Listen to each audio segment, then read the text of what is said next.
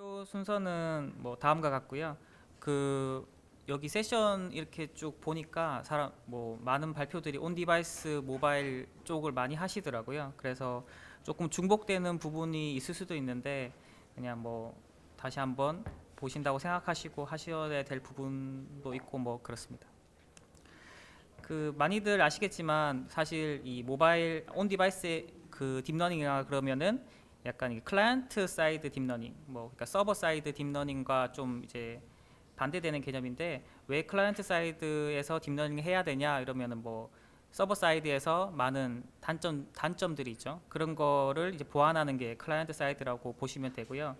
뭐 이거는 많이들 앞서 발표드려서 설명을 드렸기 때문에 넘어가겠습니다. 근데 요즘에 이렇게 많은 서비스들이 클라이언트 사이드에서 이렇게 하는 것 같아요. 그 이유가 저희가 이제 MOT 랩이라고 여기 그 강재욱 랩장님도 계신데 저희가 한 2년, 3년 전에 이제 MOT 랩을 만들어서 처음 했을 때는 그 전에는 이렇게 텐서플로 라이트가 없어서 텐서플로 라이트가 이제 막 이제 시작됐을 때거든요. 그 전에는 뭐 텐서플로 라이트가 없을 때는 모바일에 어떤 비전 모델 심으려 그러면은 모바일에 완전 최적화해가지고 다 이 컴부도 짜야 되고 막 엄청 많이 힘들었잖아요. 그래서 그때는 뭐 사실 이런 서비스들이 나오기 쉽지 않았는데 이제는 뭐 구글에서 TF 라이트가 나옴으로써 이제 리서치 하시는 분들은 그 파이썬에서 텐서플로우를 역시 열심히 학습하시고 나서 이 라이트로 컨버팅해서 모바일에 쉽게 올려 보실 수가 있습니다. 뭐 굉장히 경량화되지 않더라도 모바일에 올리면 돌아가긴 해요. 좀 느리거나 뭐 FPS가 뭐 5, 3 이렇게 나올 수는 있지만은 다 동작하고 뭐 서비스 하는데 별로 무리가 없습니다. 그리고 이제 서버 사이드에서 뭐 하시려고 했을 때는 요즘에 또 뭐 텐서 RT라던가 텐서플로우 서빙 이런 게 잘 돼 있어요. 그리고 이제 클라이언트 사이드에서는 뭐 텐서플로우 JS라던가 제가 오늘 이제 주로 설명을 이제 여기에 타겟을 맞춰서 할 건데 텐서플로우 라이트 같은 게 있죠.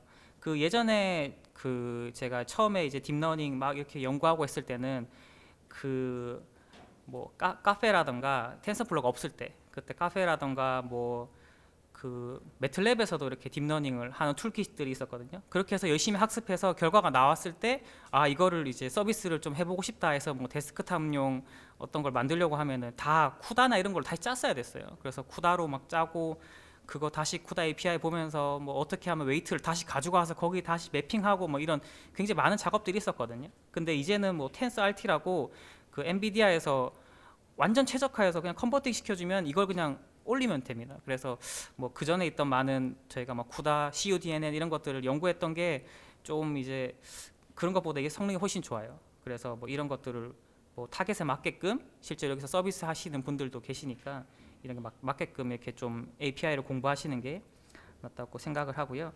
지금 이제 텐서플로우 2.0 나오면서 또 훨씬 더 이제 컨버팅이 좀 편해지고 잘 돼 있어요. 그리고 케라스로 열심히 이렇게 네트워크 연구하고 뭐 커스텀하게 뭐 짜고 데이터 한 다음에 이제 컨버팅을 딱 돌리면은 라이트한 모델이 딱 나오니까 그걸 모바일에 올리는 것도 사실 좀 쉽습니다. 예, 그냥 너무 API도 잘 되고 튜토리얼도 잘 돼 있어가지고요. 그래서 이제 디플로이 이제 측면에서 이제 어떤 거를 하는 게 더 좋은지 상황에 맞게 선택을 해야 돼요. 저희 회사 같은 경우에는 이제 B2C나 B2B2C 같은 서비스를 하다 보니까 이 모바일에서 저희가 이제 스포츠 어떤 자세 분석 같은 걸 하거든요. 그래서 이렇게 찍었을 때 뭐 사실 막 50 fps, 30 fps까지는 필요 없어요. 왜냐하면 그 정도 아니고 사용자는 뭐 한 100장의 이미지를 한 5초 정도 기다릴 여유가 있거든요. 대신에 좀 더 정확하게 결과를 받고 싶다. 뭐 이런 니즈가 있어요. 그래서 뭐 더 정확하고 더 경량화하는 것보다는 정확도가 조금 높은 게 중요하거든요. 그래서 그렇게 상황에 맞게끔 하시면 될 것 같고요. 그리고 지난주에 하와이에서 뭐 퀄컴 테크 서밋 이런 거 뭐 혹시 관심 있으신 분들은 보셨을지 모르겠는데 유튜브에 뭐 이렇게 많이 올라와 있더라고요. 여기서도 이제 스냅드래곤 이런 이제 여기 칩 같은 게 훨씬 더 이제 차세대 칩 같은 게 공개됐는데 딥러닝 모델이 기존보다 4배 더 빨라지고 이제 뭐 전력도 35%로 뭐 기존 거 가능하다 이런 것들이 이제 하드웨어도 굉장히 많이 발전하고 있습니다. 처음에 할 때는 여기 이제 CPU로 돌려야 됐는데 이제는 텐서플로우에서도 GPU에 돌릴 수 있게끔 또 API가 잘 돼 있어요. GPU로 하면 여기 이제 모바일이니까 이 안에 이제 오픈GL ES가 다 이렇게 API를 쓸 수 있는데 오픈GIS를 저희가 직접 만지지 않더라도 뭐 이제 텐서플로우로 컨버팅해서 그걸 뭐 오픈GIS를 쓰게끔 약간 뭔가 델리게이트 뭐 이런 함수들을 좀 쓰면 되거든요. 근데 굉장히 그것도 편하게 튜토리얼 잘 돼 있으니까 한번 사용해 보시면 될 것 같아요. 그래서 오늘 제가 말씀드릴 내용은 이런 비전 모델 중에 많은 부분들이 뭐 세그멘테이션이라던가 슈퍼 레졸루션, 뭐 디노이징, 뭐 포즈 에스티메이션 이런 것들이 이런 보통 이제 덴스 프리딕션이라고 이렇게 용어로 표현하기도 하거든요. 그 이유가 픽셀 와이즈 픽셀별로 이게 사람인지 아닌지 뭐 분할을 해야 될 수도 있고, 그다음에 이 인텐서티가 어떻게 변해야지 좀 더 이렇게 노이즈가 제거되는지 이렇게 한 픽셀별로 프리딕션을 해야 되는 거를 보통 덴스 프리딕션, 뭐 픽셀 와이즈 프리딕션 이렇게 하는데, 이런 것들이 대부분 비슷한 모델 유형을 가져요. 이제 아워글래스라고 이렇게 해서 인코더 붙고 디코더 붙는 유형을 갖는데, 네, 그런 것들에 대해서 뭐 비슷한 일이 다 유형을 갖습니다. 그래서 왜 인코더 디코더 구조를 가져야 될까라고 생각해 보면은, 말씀드렸다시피 입력 사이즈가 뭐 256, 256이면은 출력 사이즈도 256, 256이 돼야 되겠죠. 왜냐면 이제 픽셀 와이즈로 출력을 해야 되니까, 세그멘테이션 같은 경우에. 그래서 이게 뭐 딥러닝이 블랙박스라고 생각했을 때 여기 있는 하나의 픽셀을 프리딕션 하려면은 여기 만약 컨볼루션 레이어가 이 블랙박스에 3개가 쌓여 있으면은 이 입력 사이즈에 얼만큼 픽셀을 보고 요거를 이렇게 출력을 예측할 수 있을까요? 이걸 보통 이제 우리는 리셉티브 필드라고 그러는데 7x7을 보고 예측하거든요. 결국에는 여기서 7x7을 보고 여기 있는 한 픽셀 같은 위치죠. 요 픽셀을 이렇게 예측을 하는 겁니다. 근데 7x7이라 그러면은 정말 조그만 ROI잖아요. 그래서 이거를 만약에 내가 요거를 한번 이 픽셀을 예측하는데 이미지 전체를 다 보고 싶다, 굉장히 큰 리셉티브 필드를 디자인하고 싶다 했을 때는 이게 256, 256이라 그러면 이미지가 이 컨볼루션 레이어가 128개나 쌓여야 됩니다. 이렇게 해도 사실 뭐 정확도만 높으면 되겠죠. 근데 이렇게 하다 보니까 이제 사실 많은 경우에 이게 뭐 메모리에 올라가지도 않고요. 예, 그래서 문제가 있죠. 그래서 연산량이 너무 많습니다. 연산량이 너무 많다 보니까 그럼 이 라지 리셉티브 필드를 유지하면서 연산력을 줄일 수 있는 방법이 뭘까 해서 사람들이 그러면 입력단의 이미지 사이즈를 줄이면은 컨볼루션이 당연히 줄어드니까 풀링을 해보자 해서 이렇게 입력단에 풀링이 들어갔고요. 풀링이 들어가다 보니까 이 풀링이 2개만 들어가도 아까 전에 128개나 됐던 컨볼루션이 지금은 33개만 돼도 이 라지 리셉티브 필드를 다 만족하게 된 거예요. 근데 이 작아진 이 피처 맵을 다시 키워야 되잖아요. 그러다 보니까 당연히 업샘플링이 이렇게 들어가게 되고, 이렇게 하면은 저희가 늘 보는 이런 이 모래시계 모양, 아워글래스 모양이 나오게 되고, 앞단은 인코더, 뒷단은 디코더 이렇게 해서 영어로 우리가 뭐 인코더가 어쩌고 디코더가 어쩌고 이런 것들을 많이 하잖아요. 그렇게 하게 됐습니다. 근데 어쨌든 이게 픽셀이 이렇게 인코더 디코더가 됐어도 요 하나를 프리딕션 하는데 결과적으로는 주변만 보는 로컬 크지만은 로컬 어떤 리셉티브 필드예요. 그래서 이걸 어떻게 하면 전체를 무조건 다 보게 어떻게 보장할 수 없을까 해서 굉장히 많은 연구들을 했어요. 뭐 예를 들면은 여기에 뭐 RNN을 붙여가지고 모든 픽셀들을 한번 연결해 보자, 이렇게 중간중간 연결해 보자 해서 이런 논문들도 많이 나왔고, 뭐 한 2, 3년 전에 뭐 요런 네트워크 리넷이라고 해서 세그멘테이션 쪽에서는 뭐 예전엔 꽤 썼습니다. 지금은 거의 안 쓰지만 이렇게 모든 걸 RNN 연결하기도 하고요. 그리고 아예 그냥 피처 맵을 1x1로 만들어 가지고 1x1이면은 한 픽셀이잖아요, 피처 맵이. 그걸 다 이렇게 컨캐테네이트 시켜가지고 전체를 다 보는 뭐 이런 시도도 있었어요. 이런 것들이 대부분 뭐 전부 다 이제 리셉티브 필드를 크게 보자라는 뭐 어떤 그런 것들이었고요. 그래서 뭐 이런 우리가 잘 아는 이런 아워글래스 모양의 네트워크들이 뭐 예전에 뭐 한 4년 전 이렇게 뭐 디컨브넷, 세그넷, 유넷, 스택, 아워글래스 이런 것들이 많이 나왔었어요. 뭐 세그멘테이션도 그렇고 뭐 슈퍼 레졸루션 이런데, 근데 유넷이 나온 지도 굉장히 오래됐는데 아직까지도 의료 쪽에서는 유넷을 굉장히 많이 씁니다. 이게 뭐 왜 그런지는 뭐 잘 모르겠지만은 유넷이 지금 나오는 뭐 딥넷 V3 이런 세그멘테이션 있잖아요. 그런 것보다 훨씬 더 성능이 잘 나오고 막 그래요, 경험적으로. 그래서 뭐 이게 옛날 모델이라고 더 성능이 안 나오고 이런 건 아니니까요. 유넷은 이렇게 해서 연결시켜주는 이런 모델이죠. 근데 이렇게 보다 보니까 이제 이거를 저희도 모바일에 넣으려면 경량을 해야 되잖아요. 그래서 경량을 하는 거를 이제 인코더, 디코더 측면에서 어떤 거는 어떻게 경량하고 디코더는 어떻게 경량하고 뭐 이런 거를 좀 얘기를 오늘 해볼까 합니다. 우선 인코더의 역할은 피처를 이렇게 추출하는 단계고요. 디코더는 이렇게 그 추출된 피처가 뭐 사실 이미지가 작아졌으니까 이걸 다시 좀 디테일을 회복해 보자라는 어떤 그런 컨셉으로 이렇게 각각의 역할을 한다고 보시면 됩니다. 근데 뭐 최근에도 많은 연구들이 있었는데 여기 인코더의 역할이 훨씬 더 중요해요. 디코더보다. 뭐 당연히 피처가 제대로 안 추출됐을 때 이거를 뭐 복원을 한다고 해서 잘 될 리가 없죠. 그래서 뭐 정답 프리시전 관점에서는 인코더 역할이 훨씬 중요하다라고 보면 되고요. 뭐 이거 여담인데 뭐 예를 들어서 슈퍼 레졸루션이나 디노이징 같은 게 굉장히 중요한 분야들이 있잖아요. 뭐 의료라던가 뭐 그런 분야에서는 실제로 이런 풀링을 거의 안 넣기도 합니다. 뭐 의료에서 노이즈가 좀 더 하나라도 들어가면 안 되고 뭐 이런 분야들 있잖아요. 그런 분야에서는 디노이징 할 때 풀링을 거의 안 쓰고 메모리를 굉장히 꽉 채우는 수준까지 이렇게 꽉 채워서 풀링 없이도 진행하게 돼요. 그렇게 되면은 뭐 사실 인코더 디코더라는 의미가 또 없어지고 하기도 하거든요. 끝에서 끝까지 바로 가야 되는. 그래서 이것도 뭐 어플리케이션마다 좀 다르다라는 거를 아시면 좋을 것 같아요. 그래서 뭐 요거는 뭐 모바일 넷 이런 구조들은 앞에서 많이 했으니까 좀 넘어가도록 간단하게 설명드리면 뭐 이제 인코더 경량화하는 거는 인버티드 버틀넥 블락이라던가 뭐 이런 뎁스 와이즈 이런 것들이 많이 했는데 이 지지난 시간인가 그 발표에서 말씀하셨듯이 뎁스 와이즈 컨볼루션 같은 경우에는 경량화가 되긴 하는데 모바일에서 느려요 오히려. 그리고 뭐 그런 것들이 있어서 이것도 최근에는 뭐 뎁스 와이즈를 안 쓰고 모바일 랩 V2가 더 좋다 뭐 이렇게 하다가 최근에는 모바일 랩 V1도 쓰고 막 이러더라고요. 이게 갈수록 조금씩 많이 실험적으로 다 달라지는 것 같아요. 그래서 뭐 V1에서 V2로 갈 때는 순서도 바꾸고 뭐 이런 것들을 많이 합니다.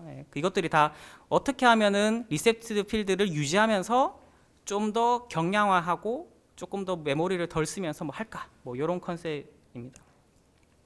그리고 세그멘테이션에서는 이제 다일레이티드 컨볼루션 뭐 요게 요런 것도 많이 쓰거든요.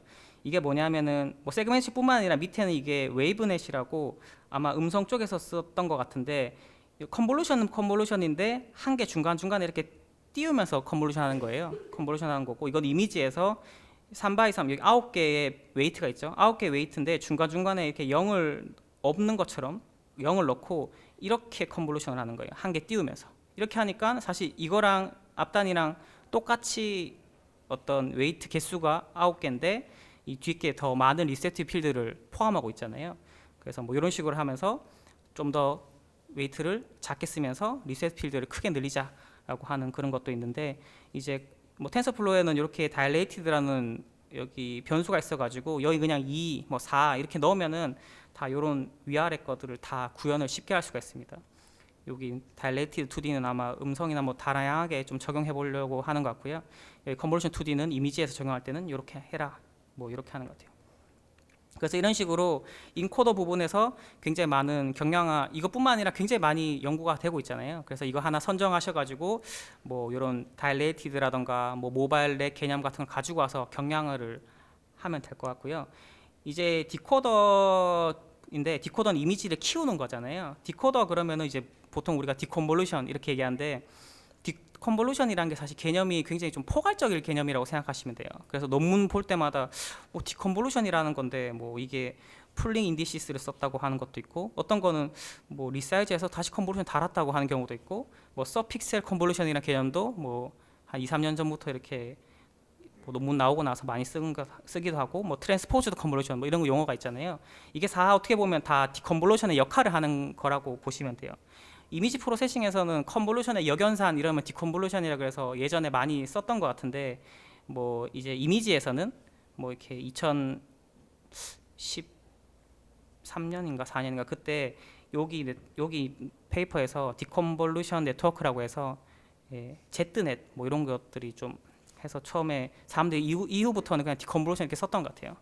그리고 구글에서도 이제 디컨볼루션 어떻게 정의할까라고 했을 때 지금 tf.conv 트랜스포즈드라고 해서 정의를 했거든요. 이거 예전에 어디 블로그 글에서 봤는데 처음에도 구글 내부에서 이걸 어떤 용어로 쓸까 뭐 프로젝션 컨볼루션이라고 쓸까 뭐 백워드 컨볼루션 쓸까 이거 용어 서로 이렇게 논쟁이 많았는데 결과적으로는 이 연산을 해보니까 트랜스포즈 한 다음에 컨볼루션 하는 거와 똑같은 연산이라서 이걸 트랜스포즈드 컨볼루션이라 그랬던 것 같아요.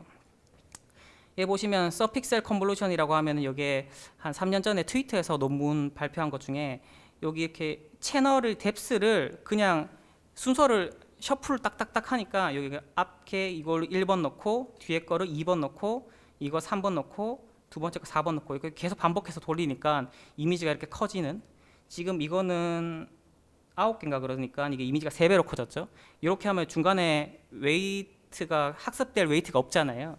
이런 것들을 서픽셀 컨볼루션이라고 해서 이것도 많이 씁니다. 속도가 이거 뭐 굉장히 빠른 게 아니고 이건 속도가 엄청 연산할 게 없잖아요. 그래서 이런 경우도 많이 쓰는데, 이제 뭐 각각의 장단점이 있는데 최근에는 그냥 뭐 이게 별로 성능에 영향을 끼치지 않는 것 같아요. 저도 여러 개 다 해보니까 뭐 이걸 가지고 성능에 굳이 막 뭐 더 좋아지고 안 좋아지고 이런 건 없는 것 같더라고요. 근데 뭐 디노이징 같은 데는 조금 영향이 있을지 몰라도 저희가 하는 뭐 세그멘테이션이라던가 포즈 에스티메이션 같은 데는 거의 영향이 없는 것 같고요. 그래서 이거는 뭐 그 논문 같은 거 많이 보시니까 보실 때 아 뭐 디컨볼루션 썼다는데 좀 네트워크를 구체적으로 보면은 아 얘들은 이런 거 썼구나 뭐 이렇게 보시면 될 것 같아요. 근데 제가 여기서 좀 말씀드리고 싶은 것 중에 하나가 여기 서픽셀 컨볼루션이라고 아까 말씀드린 그거가 여기 depth to space라는 TF 펑션으로 쓰면은 구현이 그냥 한 줄이면 되거든요. 근데 이런 것들이 모바일에서는 TF 라이트로 우리가 컨버팅을 해야 되잖아요. 근데 컨버팅 할 때 여기 unsupported operation이라 그래서 컨버팅이 안 되는, 지원 안 되는 어떤 오퍼레이터들이 있어요. 거기에 요게 depth to space가 포함되어 있습니다.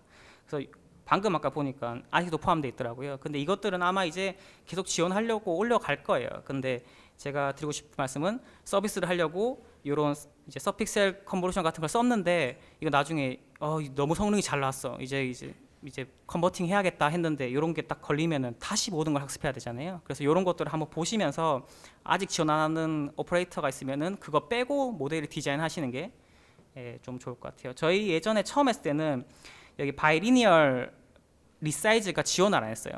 그러니까 당연히 이거 니얼리스트 네이버 리사이즈가 이미지 키울 때 지원하니까 바이리니얼 당연히 될 거라 생각했는데 이걸 지원 안 했었거든요. 그래서 다시 네트워크 다시 학습하고 뭐 이런 좀 수고스러운 일을 했던 것 같은데 이것도 이번에 다시 이제 포함됐더라고요, 서포티드로. 그래서 이거 아마 이런 지원 안 되는 것도 지원이 될 거라고 지금 생각이 듭니다. 그래서 이런 것도 참고해 주시면 좋을 것 같아요.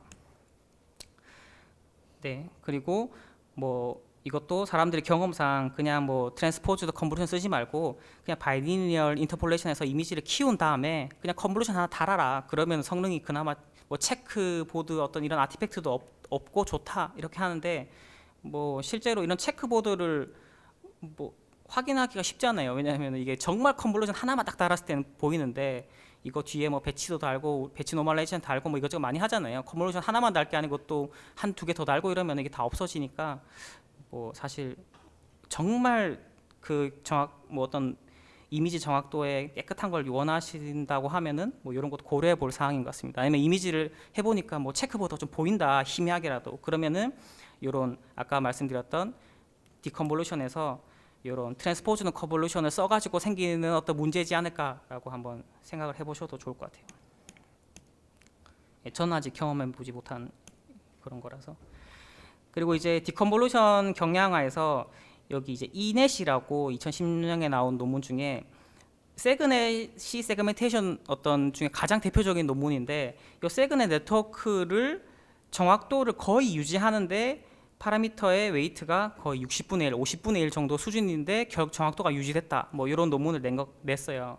근데 인코더, 요 빨간 부분이 인코더고 요 파란 부분이 디코더인데, 보시면 아시겠지만 인코더에서는 뭐 바틀렉, 이거 모바일넷에서 나왔던 그런 개념이구나 이런 거 다 썼고, 다일레이티드 아까 말씀드렸죠. 뭐 이렇게 스트라이드를 넣어가지고 같은 효과지만은 그 라지 리셉티브 필드를 쓰고 뭐 이런 것들을 좀 추가해서 이렇게 인코더를 경량화했고요. 그 디코더가 좀 인상적인 게 디코더가 굉장히 얇잖아요, 이 인코더에 비해서. 그래서 이걸 보니까, 그리고 또 최근 논문 중에 지금은 아마 이게 소타가 아닐 것 같은데 2018년에는 이 포즈에서 요 심플 베이스라인 네트워크라는 게 소타를 기록하고 있었어요. 여기 보시면은 이게 우리가 잘 아는 스택드 아워글래스 논문이고, 이거는 뭐 CPN이라고 포즈에서도 또 잘 성능이 좋은 논문인데, 자기들이 낸 어떤 심플 베이스라인 논문은 굉장히 정말 심플하죠. 뭐 없잖아요. 레지듀얼도 없고, 그리고 실제로 네트워크를 까보면은 이 인코더에 비해서 디코더가 굉장히 얇습니다. 실제로 거의 이 정도예요. 이 정도보다 더, 이거 방금 앉아있다가 그렸는데 그냥 인코더는 굉장히 두꺼운데 디코더는 정말 한 2개만 달았어요. 그러니까 피처 익스트랙터가 이 디테일을 살리는 이미지 키우는 것보다 훨씬 더 중요하구나 라고 많은 사람들이 지금 인식하고 지금 이쪽으로 많이 합니다. 그래서 디코더는 이미지를 키우는 수준으로 뭐 좀 이렇게 보시면 될 것 같아요. 실제로 성능도 굉장히 좋고요. 저희도 이런 거 베이스로 지금 모바일 넣고 있는데 정말 디코더가 거의 필요가 없더라고요. 그러다 보니까 뭐 이런 논문도 당연히 나왔어요. 그럼 디코더를 붙이지 말자. 인코더만 학습하고 디코더는 아까 제가 말씀드렸던 학습하지 않는 이제 depth to space, 그러니까 그냥 채널을 셔플해 가지고 쌓는 그런 걸로 해서 학습을 해보니까 이것도 성능이 꽤 잘 나온다. 어떤 세그멘테이션 하는데 그만큼 디코더가 별로 별로 어떤 성능에 영향을 끼치지 않는구나라는 것을 아실 수가 있어요. 그래서 경량화하는 측면에서 이런 쪽도 한번 고려해 보시는 게 좋지 않을까 싶습니다. 네. 그리고 이제 로스 관점에서 좀 보면요, 아까 인코더 디코더 했으니까 로스 관점에서 저희가 이제 했던 것 중에 이렇게 이미지 세그멘테이션에서 사람 머리하고 이렇게 얼굴을 분할하는 이런 간단한 문제를 해결하는 그런 거를 한번 해봤었는데 실제로 보시면은 이런 데이터들은 공개된 데이터가 많아요. 근데 이렇게 하다 보니까 이제 저희가 원하는 건 사실 이렇게 피부를 세그멘테이션 하는 거였는데 실제로 하다 보니까 이렇게 털 같은 거는 이렇게 잘라져서 나오고 이런 경우들이 굉장히 많이 나오더라고요. 이러다 보니까 이걸 어떻게 학습을 할까 생각하다가 이 겐에서 디스크리미네이터는 실제로 이게 진짜인지 아닌지를 판단하는 거잖아요. 근데 실제 사람 얼굴이 이렇게 턱이 날아간 경우가 없잖아요. 뭐 아무리 그림자가 생겼다 해도 사람 얼굴이 저렇게 생길 리가 없으니까. 그러면 이런 이미지가 들어오면은 이건 진짜, 아까 이런 게 들어오면 이건 가짜 얼굴, 그러니까 이미지의 바이너리를 보고 판단하는 거죠. 그렇게 해서 이걸 붙이니까 실제로 성능이 안정적으로 나오고 위에 같이 이렇게 세그멘테이션이 잘 되는 그런 경험을 했습니다. 근데 여기 보니까 디스크리미네이터는 결국 배포할 때는 떼고 배포하는 거잖아요. 제너레이터만 넣고. 제너레이터는 세그멘테이션 모델이니까 이렇게 하면 이거는 실제로 어떤 로스 관점에서 정확도는 높여주지만은 실제로 경량화 측면에서는 굳이 안 달아도 되니까 이런 것도 이렇게 있었어요. 그래서 이거 굉장히 아이디어 좋다, 이거 내가 생각해도 아이디어 좋다 해서 찾아보니까 많은 사람들이 하고 있더라고요. 저만 하는 줄 알았는데. 그래서 여기 보면 이제 이미지 메디컬 쪽에서도 이게 아마 심장일 것 같은데 폐 밑에 있으니까 심장이 오른쪽 밑에처럼 이렇게 쑥 들어가는 사람은 없잖아요. 근데 이렇게 없는데 실제로 세그멘테이션 이런 결과를 내거든요. 다른 어떤 영향에 의해서 이렇게 냈을 때 이거는 안 되고 이건 맞고 이런 식으로 학습을 하면은 실제로 심장 모양이 이렇게 나오는 그런 네트워크도 하고요. 포즈 같은 경우에도 사람이 이렇게 포즈가 에스티메이션 됐는데 갑자기 팔이 막 저 위에 붙어 있거나 이런 거는 있을 수가 없는 거잖아요. 팔 길이가 키보다 클 수는 없으니까. 근데 그런 경우가 실제로 많이 나오거든요. 그래서 이런 경우에는 뒤쪽에 디스크리미네이터를 달아가지고 그거는 진짜 사람이 아니고 이건 진짜 사람 포즈야 이렇게 왔다 갔다 계속 하면은 실제 네트워크가 안정되고 이런 노이즈들이 제거되는 효과가 있습니다. 그래서 이런 것도 한번 달아보시고 하시면은 실제로 성능이 잘 나와요. 그래서 한번 써보시면 좋을 것 같고요. 그리고 하나 더 말씀드리면은 이렇게 시계열 정보, 저희는 이렇게 비디오를 처리하다 보니까 이제 모션 블러 같은 게 많잖아요. 사람이 왔다 갔다 하니까. 그런데 이렇게 됐을 때 이 이미지만 봤을 땐 다리가 어딘지도 잘 모르고 세그멘테이션 하기가 쉽지 않고, 그런데 이거 전 이미지를 참고하면 사실 이거 찾기가 좀 쉽고 사람도 그렇게 하듯이 사람 찾기가 쉽거든요. 그래서 이런 정보를 지금은 안 쓰고 있으니까 이걸 어떻게 써볼까라는 생각을 해서 연구를 많이 찾아보고 적용하다 보니까 이렇게 이미지 프레임 단위를 앞쪽에서 붙여서 얼리 퓨전에서 네트워크를 구성하는 경우도 있고요. 요거는 그냥 요 앞단에 첫 번째 프레임, 두 번째 프레임, 세 번째, 네 번째, 다섯 번째 프레임을 이렇게 컨캐트네이트 시켜서 그냥 우리가 아는 2D 컨볼루션 단 거예요. 두 번째는 이 두 개를 컨캐트네이트 시키고 또 밑에 두 개를 컨캐트네이트 시켜서 그 다음 레이어, 그 다음엔 또 컨캐트네이트 시켜서 그 다음 레이어 이렇게 간 거고요. 세 번째는 우리가 많이 아는 3D 컨볼루션 달아서 했는데, 생각해보면은 당연히 직관적으로 요 세 번째 오른쪽으로 갈수록 성능이 좋아질 것 같잖아요. 왜냐하면 이 뎁스의 어떤 정보들을 좀 생각하면서 하니까. 왼쪽 같은 얼리 퓨전은 첫 번째는 프레임 정보를 갖지만은 그 다음 레이어만 갈수록 가면은 이 채널이 그냥 다 섞여 버리니까 별로 성능이 안 좋을 것 같은데, 여기 이제 트위터에서 2017년에 낸 논문에서는 이상하게 애들이 더 좋더라 뭐 이런 얘기를 해요. 그래서 아마 학습이 뭐 제대로 안 됐거나 뭐 그런 경우가 있는 것 같아요. 근데 요즘에는 이 3D 컨볼루션 써가지고 좋은 결과를 내는 경우도 많습니다. 그래서 이 3D 컨볼루션에 대해서 조금 더 이해를 하시면 좋을 것 같아서 그려봤는데, 우리가 아는 2D 컨볼루션이 이런 식으로 작동을 하는데, 이게 2D 컨볼루션 원래 그리라 그러면 사람들이 이쪽에 인풋, 이게 아웃풋이면 이렇게 인풋을 이렇게 큐빅으로 그린 다음에 그리잖아요. 근데 이렇게 그리면은 3D 컨볼루션을 거기서 그려보라 그러면은 2D가 인풋이 벌써 큐빅으로 그렸으니까 3D 그리면 이거 4D로 그려야 되니까 못 그리거든요. 그래서 이렇게 나눠 그리면 좀 그리기가 쉽습니다. 이렇게 내려가요. 이렇게 그려놓으면 아, 이게 왜 이게 채널을 반영하는구나라고 아실 수가 있어요. 그래서 요거 한번 나중에 심심하실 때 그려보시면은 아, 3D 컨볼루션이 어떻게 동작하는구나를 명확하게 알 수 있습니다. 이렇게 3D 컨볼루션 그려보면은 요 D라는 것이 왠지 모르게 그냥 RGB가 여기 들어갈 것 같잖아요. 근데 실제로 D는 우리가 생각하는 프레임 수예요. 그러니까 우리가 원래 프리시션 하고 싶은 거는 현재 프레임이 여기다 그러면은 과거 프레임을 요 D에 쌓고 여기 있는 C인이 RGB가 되는 거예요. 이렇게 좀 약간 직관하고 좀 다르잖아요. 근데 이렇게 쌓고 컨볼루션 하면은 이 3D 컨볼루션이 이 프레임들을 이게 반영하면서 갑니다. 그래서 현재는 이렇게 있다가 다음번에는 그 다음번으로 딱 하면은 이 전 프레임들을 반영하면서 끝까지, 네트워크 끝까지. 그럼 내가 지금 뭐 이렇게 움직였는데 그 전은 이렇게다 하면은 요거를 다 반영해서 요거를 프리디션하는 이 프레임 간에 이런 거를 반영해서 결과를 냅니다.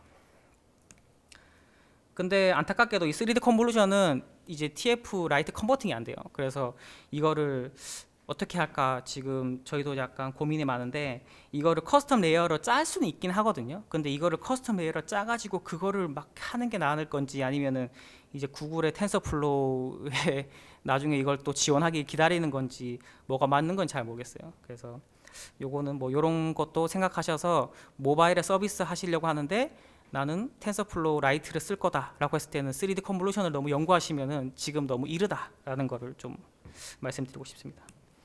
그리고 하나 더, 아까 앞서 말씀드린 것처럼 여기 최근에 나온 논문 중에 CVPR 2019년에 나온 논문 중에 백본이라 하면 그 약간 인코더 부분에 트랜스퍼 러닝 하기 전이에요. 그러니까 이 인코더 부분을 미리 프레트레이닝 된 모델을 좀 잘 쓰면 잘 쓰고, 그 인코더 부분의 네트워크가 정말 더 성능이 좋으면 좋을수록 우리가 그 다음에 뒤에 붙이는 어떤 세그멘테이션이라던가 포즈 에스티메이션, 디텍션 이런 거의 성능이 좌지우지된다. 뭐 이런 논문입니다. 그래서 뭐 네트워크를 하나 그냥 뭘 하지? 뭐 모바일넷 한번 써볼까 해서 모바일넷 쓰고 거기서 막 이렇게 성능을 높이는 것보다 그 앞단의 인코더를 뭐를 선택하는지를 고민을 수십 배 더 열심히 하시는 게 성능 높이는 게 좋아요. 예, 그래서 뭐 모바일넷을 썼으면은 백본을 뭐 좀 더 나은 뭐 모바일넷 V 뭐 3를 썼다 예를 들면, 그러면 그 모바일넷 첫 번째 단계에서 두 번째 단계보다는 성능이 좋아질 수가 없어요. 아무리 열심히 해도 뭐 그런 컨셉입니다. 그래서 조금 더 인코더에 미리 백본을 고민을 많이 하시는 게 성능 향상되는데 좀 낫다는 걸 말씀드립니다.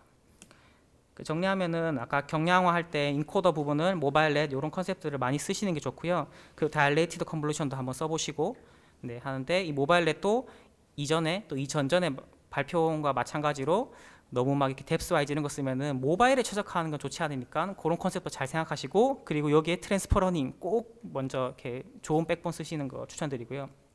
그리고 디코더가 정말 안 중요할 수 있다. 그래서 너무 디코더 뭔가 사람이 이렇게 약간 이렇게 데칼코마니 좋아하잖아요. 대칭 좋아하잖아요. 그러니까 인코더가 마치 이렇게 생겼으면 디코더 이렇게 생기면 좋겠다라는 생각을 많이 하는데, 실제로 디코더는 굉장히 얇아도 됩니다. 그러니까 더 얇게 쓰는 걸 추천드리고요. 그리고 겐 같은 거 써서 성능 향상시키는 걸 추천드리고, 이제 템포럴 정보, 컨볼루션 3D를 안 써도, 컴보 3D를 안 써도 모션 벡터 같은 거 쓸 수 있잖아요. 2D 앞뒤장 빼가지고 그걸 그냥 인풋에 같이 집어넣을 수도 있으니까 그런 컨셉을 넣어서 성능을 좀 더 향상시키는 거를 한번 해보시라라는 게 제가 드리고 싶은 말씀입니다. 발표 여기까지입니다. 감사합니다.